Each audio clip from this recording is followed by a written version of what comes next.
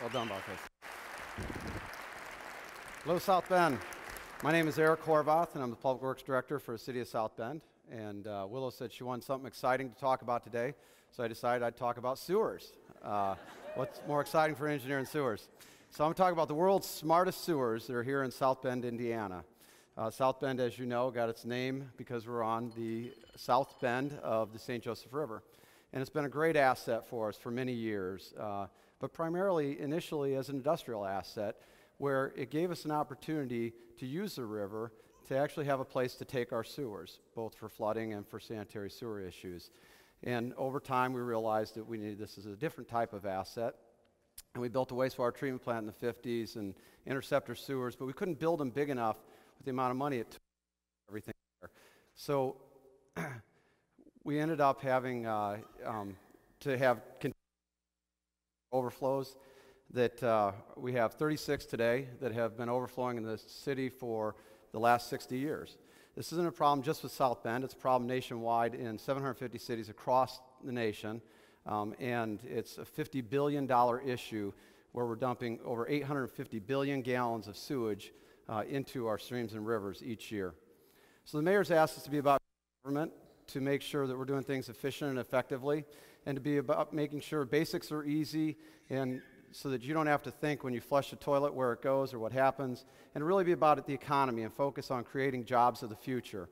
So we're looking at being in a really transformational time where we can look at creating green solutions in trying to solve this problem using economic development and commercialization of research, as well as being able to focus on technology and innovation.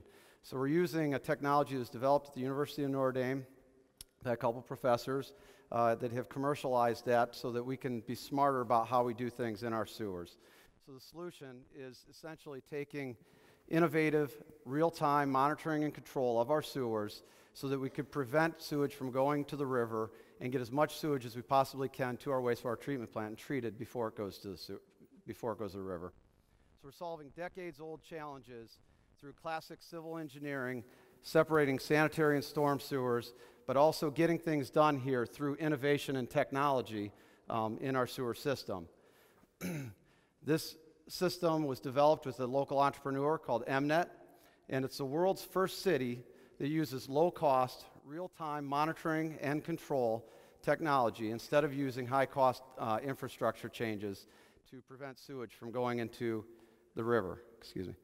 So how does it work? It takes sensors and puts them in the sewer that can read the levels of the sewer, that all talk to each other and radio back to a main computer, that also then sends messages back out to control systems that could tell sewers whether or not to push sewage through or hold sewage up and use the existing infrastructure that's in place. And we have 116 of these wireless sensors throughout the city, and it's given us the chance to use reallocation of resources, leverage technology assets, promote economic development, commercialization of research, and has really given the city an opportunity here to take all this data from these sensors and using IBM's Intelligent Operations Center, pull it together with some algorithms and find ways that it can be really smart about how it operates and ultimately helps us with what our overall goal was, is reducing the sewage from going to the river, and we've been very successful in that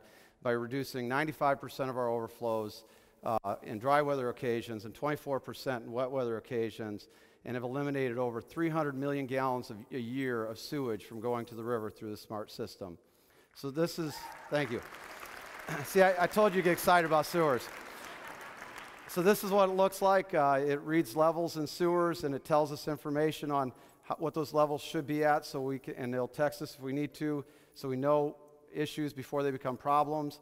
It also tells the system how it can back up in the sewer so that you know when you've got space in the sewer. And ultimately, it takes all this data and information. It gives us a heat map on key performance indicators to make it easy for our managers to see where we're having issues and where we're performing well. And ultimately, in taking all this data and being able to put a smart system together, we were able to reduce millions of gallons of sewage going from this precious resource that we have, but also saving millions of dollars in expensive infrastructure through having the smartest sewers in the world. Thank you. Well done.